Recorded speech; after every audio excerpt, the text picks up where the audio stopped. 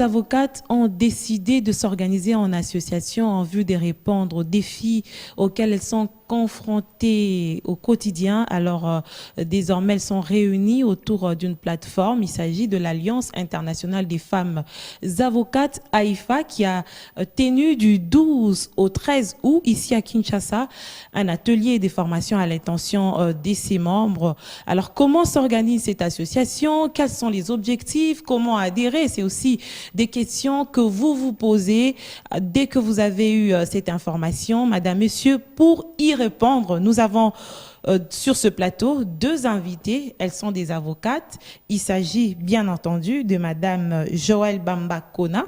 Vous êtes présidente AIFA RDC. Bienvenue. Merci.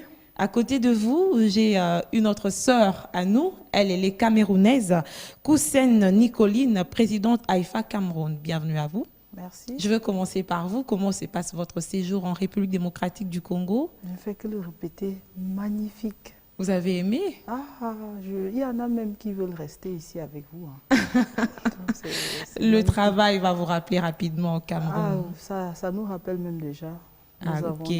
Alors, madame Kona, vous êtes parmi ces gens qui étaient au four et au moulin pour la tenue de la formation des avocates ici en République démocratique du Congo. Vous avez eu l'accompagnement de nos sœurs du Cameroun qui ont même fait le déplacement jusqu'ici durant 2 jours de formation.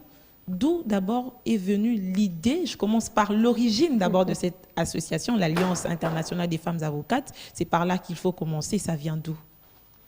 AIFA, oh là là, AIFA vient du virtuel, AIFA vient de la confraternité, des difficultés que les avocates rencontrent, surtout depuis la pandémie Covid l'année passée. On s'appelait, on causait dans une plateforme virtuelle qu'on appelait les web causeries de dimanche, avec des consoeurs de plus de 20 pays, hein, les 5 continents réunis. Rien que des femmes? Des femmes.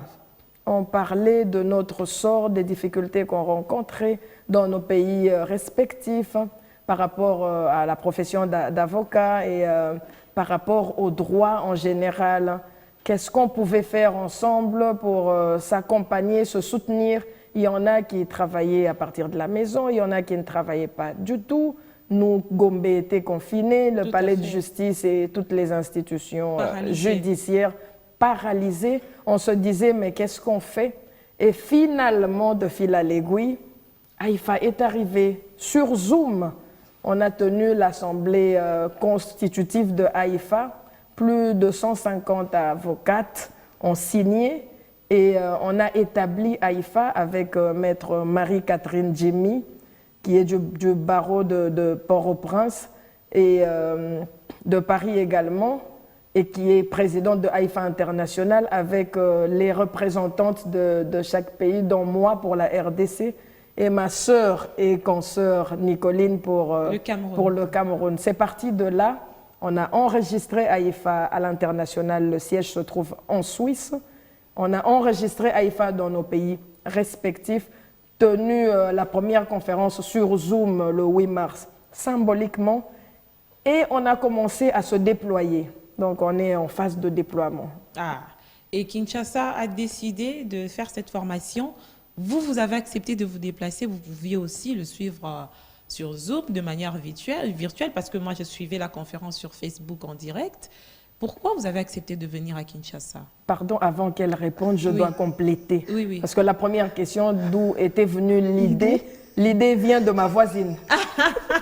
Nicoline, qui est une consoeur et qui est devenue une sœur. Puisque, au fait, on avait animé ensemble comme co-modératrice notre conférence sur Zoom. On avait un travail pour nos panélistes. Ça nous a rapprochés. Je parle de ça pour démontrer, avec notre exemple, les avantages qu'il y a dans les alliances, Alliance internationale des femmes avocates.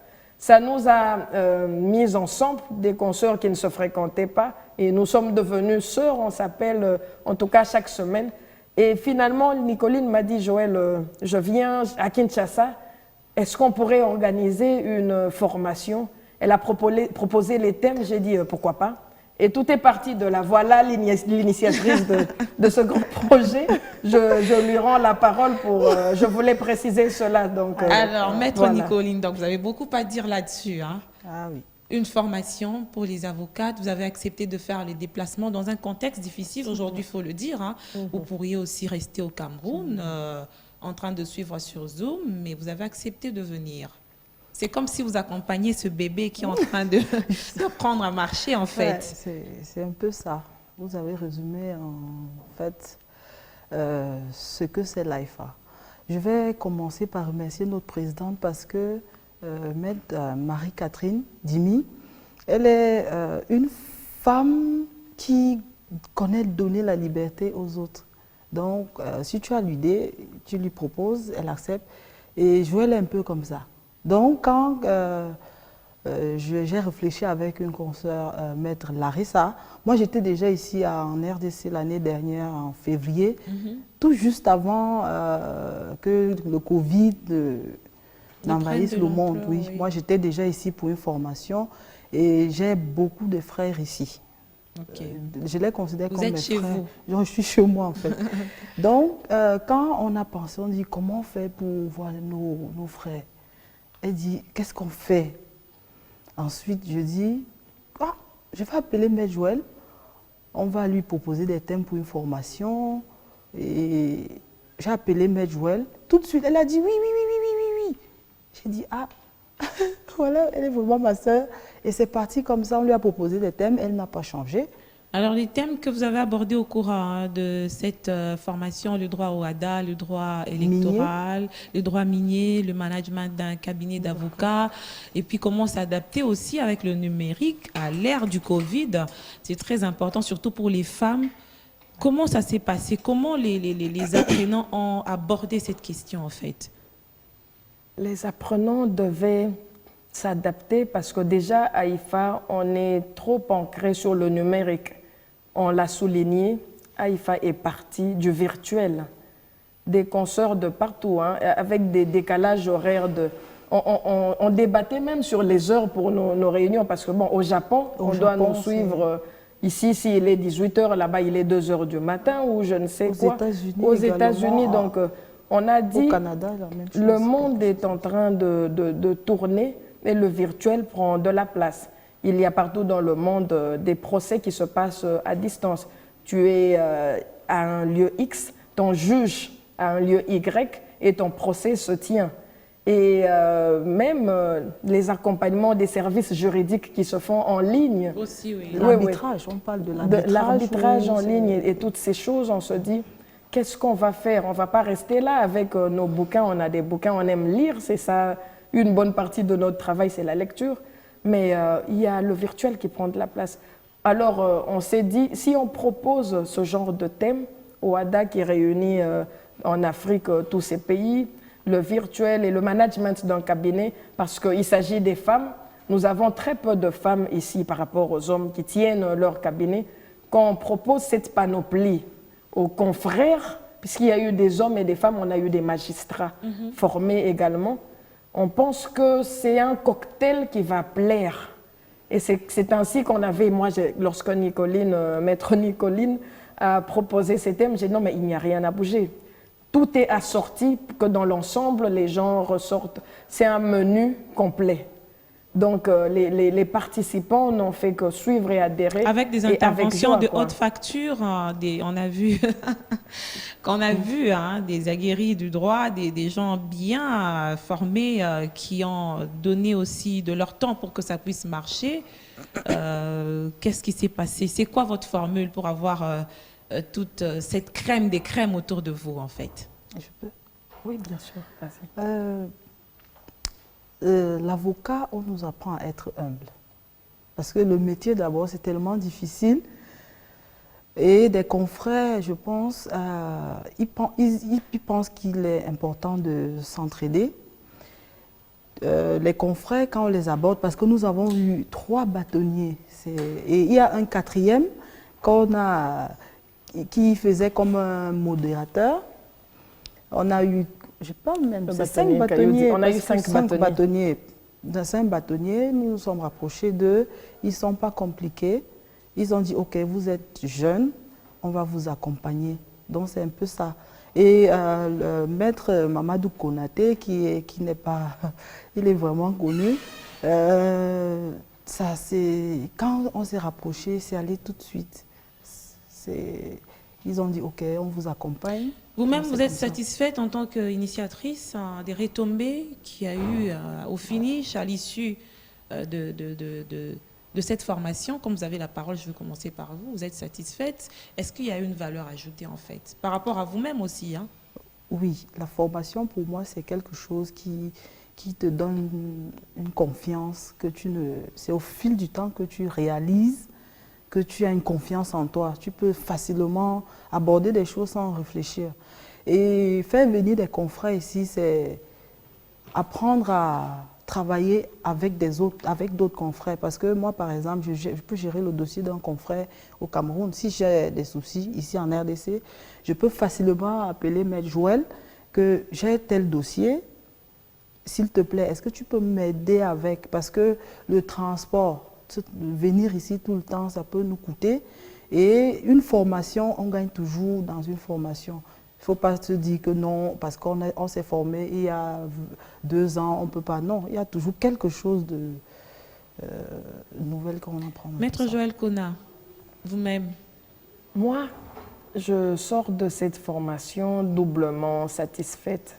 Premièrement, tel que Nicoline l'a dit, pour la formation en soi, le bagage intellectuel s'alourdit, on rajoute de la matière, on rajoute surtout des sujets de recherche parce qu'on a les grandes lignes lors de la formation, on approfondit.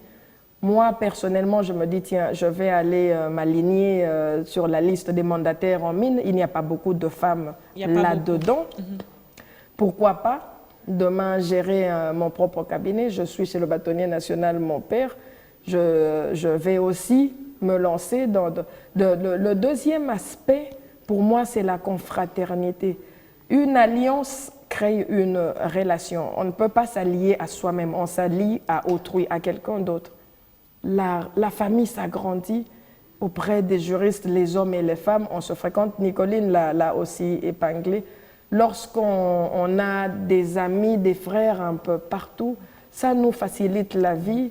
Et finalement, on est fait pour ça. La vie, je l'avais dit lors de la conférence, les alliances ont commencé avec Dieu lui-même, lorsqu'il a dit à la nature, faisons l'homme à notre image.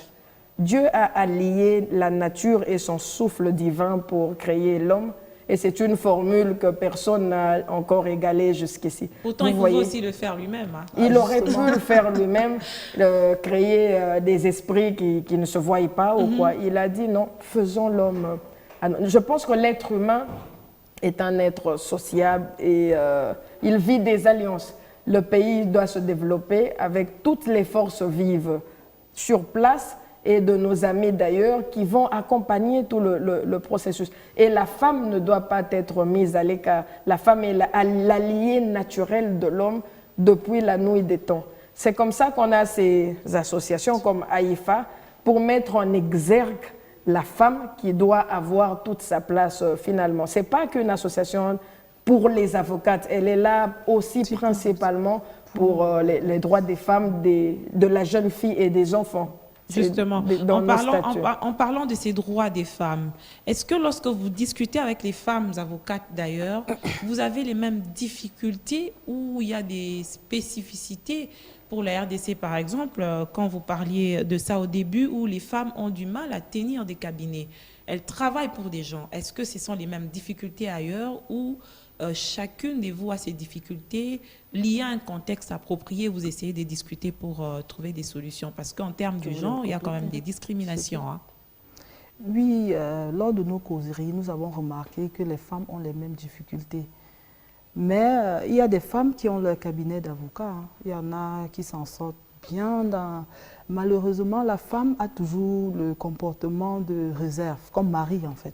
C'est pas elle-même qui crée ce comportement, là c'est l'environnement. C'est l'environnement. Donc, à fait. Il y a des femmes fortes, il y a des femmes qui sont même nos sponsors.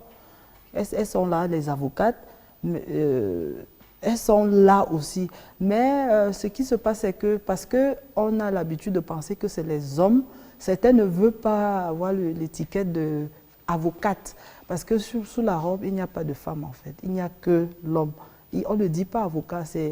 Nous sommes en train d'arracher un peu consoeur, mais surtout dans le système de la common law, il n'y a pas de Mrs. Non, on dit sœur. Donc c'est un peu ça. Ok, Maître Kona, vous voulez ajouter quelque chose? Oui, oui. Moi, je pense que ce que Maître Nicoline a dit, ça tombe sous le sens. Et les difficultés, on les dénombre avec des petites nuances suivant les sociétés, hein, comme les sociétés où il y a une connotation islamique, où les femmes sortent à Très peine. limité, oui.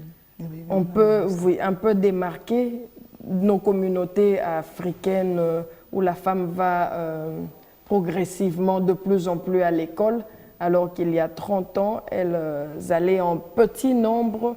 Ça, c'est des spécificités culturelles ou sectorielles, mais en général, on fait face aux mêmes défis. La société a conditionné la femme à être derrière. Même nos religions, hein, qu'on se le dise. Oui. La loi, le code de la famille, a fait dans le ménage, a fait de l'homme le chef de la famille. Le chef de la famille. C'est pas mauvais, c'est À une l'image de la Bible aussi. Même la Bible, j'ai parlé des religions, même la Bible. C'est pas mauvais, c'est ainsi, on a trouvé le monde ainsi. Nous, ce qu'on essaye de faire, c'est mettre de l'équilibre dans tout ça, parce que finalement, si nous sommes sous-développés, la Banque mondiale l'a dit lors d'un rapport que j'ai lu, c'est parce qu'en grande partie, la femme est sous-exploitée. On perd du potentiel humain parce qu'on laisse la femme analphabète, on laisse la femme ne pas s'exprimer, ne pas travailler, on la conditionne à dépendre et à souffrir, et c'est un manque à gagner. Un pays a besoin de toutes ses forces vives, que ce soit les hommes, que ce soit les femmes. Lorsqu'on les met en exergue, on conjugue les efforts des uns et des autres, le pays se développe. Donc, on se dit, on fait face à différents défis dans la profession, mais c'est à peu près la même chose. Hein. C'est à peu près la même chose. Oui, oui, maître. Et en parlant de tout ce qu'elle a dit, je pense que tout cela doit commencer avec des jeunes filles.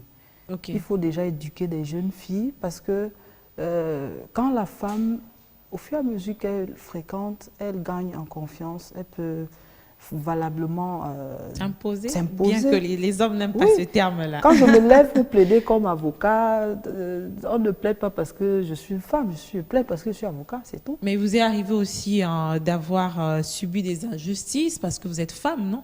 Dans l'exercice de votre métier. Ce que j'ai eu une fois, que je l'ai dit lors d'une formation, c'est que je me suis retrouvée en train de plaider pour un monsieur qui avait tué quelqu'un. Mais ce n'était pas volontairement. Donc, homicide involontaire, c'est ça? C'était homicide. Moi, je vais dire que c'était coup mortel. Mais il était poursuivi pour assassinat. Donc, j'ai pu ramener la qualification de l'infraction en coup mortel. Maintenant, quand tu ramènes comme ça, tu n'as que les circonstances atténuantes à plaider. Donc, lors de ma plaidoirie, j'ai démontré qu'il avait sa mère qui était malade, il avait ses enfants, sa femme ne travaillait pas et tout ça. J'ai tellement plaidé que le juge a dit « Mais maître, on ne pète pas le cœur ici ». Je dis, j'ai dit, monsieur le président... C'est quoi, il y avait le cœur de mère qui vous a rattrapé ou les juges vous a considéré comme une femme alors que ce n'était pas le cas? Non, mon problème, ce n'est pas au niveau du juge. Oui. Moi, ça m'a plu quand il a dit ça parce que mon parent m'avait dit, si tu touches le cœur du juge, tu as tout fait. Donc, quand je finis ma plaidoirie, la peine était vraiment allégée. Quand je sors de la salle, oui. Quand je sors de la salle, il y a un monsieur qui vient dire qu'il n'y a qu'une femme pour plaider comme ça. Donc, c'est aussi un avantage, le fait d'être femme. Ah oui, la sensibilité de mère, ce cœur de mère, cette sensibilité féminine nous rattrape aussi par notre manière de faire les choses. C'est un gros avantage, c'est même un atout, la féminité. Mes chères dames, il ne faut jamais perdre cela, parce que c'est une marque imprégnée naturellement en nous, qui apporte la douceur, qui apporte là où les hommes ne peuvent pas nous égaler, c'est sur ce point-là. La féminité, pour moi, c'est un atout parce que ça adoucit, ça ralentit, Ça ça apaise. slow down, c'est agréable. Et ainsi, on construit. On peut être ferme tout en gardant sa douceur, et c'est important. Puisque les chers monsieur, à un moment, ça chauffe dans tous les sens. Hein. Oui, il faut Ah un oui. cœur de mère pour essayer d'alléger les choses. On dit aussi que vous êtes intimidante, les avocates. Non, pas du tout. Moi, je C'est vais un métier répondre qui fait rêver, mais on dit que les femmes avocates sont intimidantes. devant le prétoire, oui. Et lorsqu'elle organise, oui, parce qu'on est amené à gérer les hommes et les femmes. Tu ne dois pas te montrer comme une femme devant les gens. Tu n'es pas une femme quand tu te lèves pour plaider. Tu n'es pas une femme quand tu gères ton cabinet. Tu n'es pas une femme quand tu dois chercher le dossier. Parce que si tu mets cela en exergue, on va tout de suite te coller des étiquettes pas possible. Mais on est une femme lorsqu'on traverse la porte, parce que l'enfant qui est malade ne va pas chercher à savoir si ma mère est avocate ou pas. L'enfant veut sa mère. Et ça ne t'empêche pas de cuisiner. Tu vas rester une femme, tu dois cuisiner, tu dois t'occuper de ta famille. Donc c'est ça. Mais on est avocate lorsqu'on est devant le juge, on est devant la société, lorsqu'on doit manager. Et donc c'est un peu ça. Avec beaucoup de lois, vous restez équilibré, des règles dans votre tête, beaucoup de principes, vous restez équilibré, vous êtes femme. Parfois, ça se mélange. Non, mais sérieux. Moi, en fait, pour ma petite histoire, je suis née, sortie des entrailles d'un avocat. Et ça déteint sur ma personnalité. Et pas que moi. Mes sœurs sont pareilles, si pas pires que moi. On a déjà des traits d'avocat en famille. Et ça a énormément joué, ça influe énormément. Mais en même temps, on a nos mères qui nous ont éduqués, la cuisine et toutes ces choses, la féminité et tout ça. Après, tel que Maître Nicoline l'a dit, lorsqu'on dirige pour le leadership, à un moment, on doit prendre sa place, tout simplement. Est-ce que vous abordez ces genres de questions lors de vos conférences dans AIFA? Surtout en Ou ligne. vous restez... C'était même ça le jour du lancement. C'était Ok. comment s'en sortir en tant que femme dans ce métier. Oui. Tout à fait, ça c'est très important. Et la conférence était vraiment riche de toutes les femmes ministres, bâtonnières, dont les femmes dirigeantes. Des femmes qui Partout tiennent dans des le grands monde. cabinets. Oui. Des grands cabinets à l'international. Jusqu'où vous pousserez vos rêves AIFA? Quelles sont les attentes dans un bref délai? Ça, c'est aussi une question. Une formation a été tenue avec succès ici à Kinshasa. Elle a vécu. Dans les jours à venir, on peut s'attendre à quoi exactement comme perspective au sein de l'Alliance? Nous visons le sommet. Que la place de la femme soit reconnue mondialement. Que lorsque les femmes se lèvent, qu'on nous entende et non seulement qu'on nous entende, qu'on nous réponde et qu'on nous considère. On ne va pas faire des plaidoyers pour... nous n'allons pas, nous sommes des praticiennes de droit, nous sommes des techniciennes. Nous sommes là pour mettre en exergue les droits des femmes. Plaider, défendre, soutenir, accompagner, promouvoir la femme en général et également la femme avocate au sommet, vraiment partout là où nous pouvons arriver, de la base au sommet, sur le plan social et sur le plan professionnel. Nous avons prévu ici en RDC, par exemple, différentes formations sur tout ce qui touche le droit en général, mais aussi des descentes sur terrain. Nous allons aller dans nos différents sites sélectionnés tels que la prison de Makala, voir les conditions carcérales, puisque nous avons déjà mené des enquêtes, on doit passer aux actions. Nous sommes professionnels, nous avons nos règles de déontologie, on ne va pas vaille que vaille, olé olé, on cible, on s'organise, et lorsqu'on pose un pied, on va droit au but et on veut obtenir des résultats. Si on ne le fait pas, le commun des mortels va nous regarder. Finalement, même vous, les avocates, vous n'avez servi à rien, finalement. Vous allez faire aussi des prodéos, par exemple, pour des femmes qui sont en injustice et qui n'ont pas d'argent pour payer un avocat. Nous sommes en partenariat avec nos différents barreaux, à Kinshasa, Gombe, Matete déjà.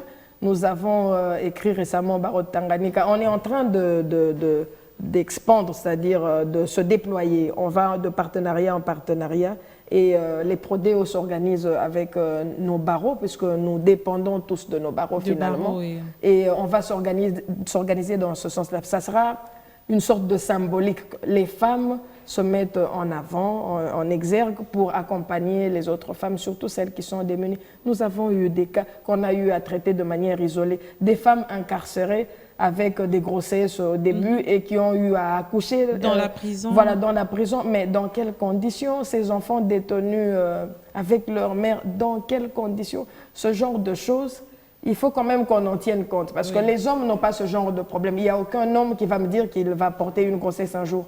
Mais ce sont des situations spécifiquement liées à l'état de femme. Et on doit en tenir compte et mettre de l'ordre, mettre les femmes dans des conditions humaines, acceptables. Même si elles Finalement, doivent faire voilà, la les prison, droits oui. humains doivent intervenir dans ce sens-là. Maître Nicoline, vous avez quelque chose à rajouter sur cette question? Je veux juste dire que l'AIFA est multilingue. Pour cela, je vais parler un peu en anglais. Je ne sais pas si vous vous en sortez. Oui, sur Internet, les gens vont suivre. Moi, je peux m'en sortir un tout petit peu. Okay, I just want to invite women lawyers to get themselves involved in this project because the project is very important for all female lawyers. We have no distinction. Whether you belong to another association, it does not stop you because when you are in an association, what happens is that you create a synergy and a network. That is what we call networking. When you are in association, don't say, no, I already belong here, I shouldn't join AIFA. No, join AIFA. We have a word to say if we are many. Just imagine you have an issue and all the lawyers all over the world calls and say, stop, release this lawyer.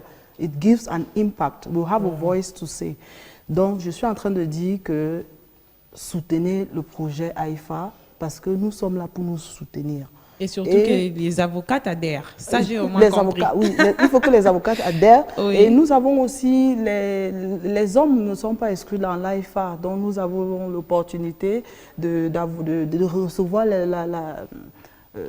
l'accompagnement des hommes. L'accompagnement des hommes. Pour preuve, c'est même d'ailleurs, dans nos statuts. Il y a eu beaucoup des hommes qui ont été des formateurs. Hein. Oui, Tout plein. Ils sont même des membres d'honneur. Oui. Donc il y a des hommes déjà dans notre statut. Les hommes peuvent adhérer à l'AIFA. C'est très important. Moi, j'aimerais quand même poser, ça sera l'avant-dernière question.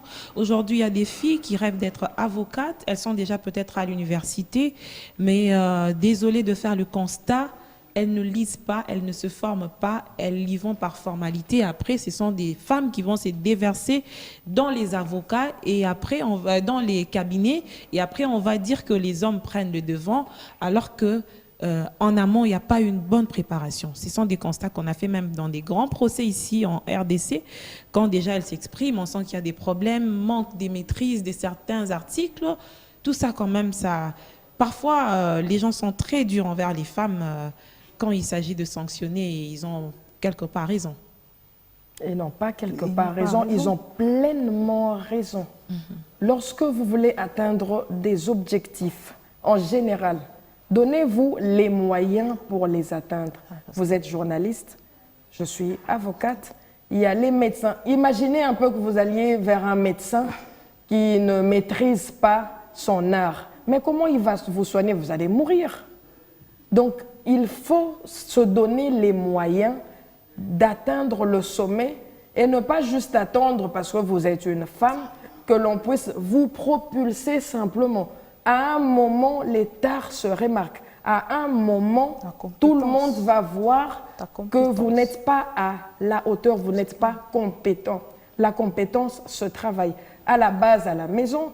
Et même moi, j'ai reçu des stagiaires que j'ai formés. J'ai 12 ans de carrière. J'ai prêté serment en 2009, donc je forme déjà.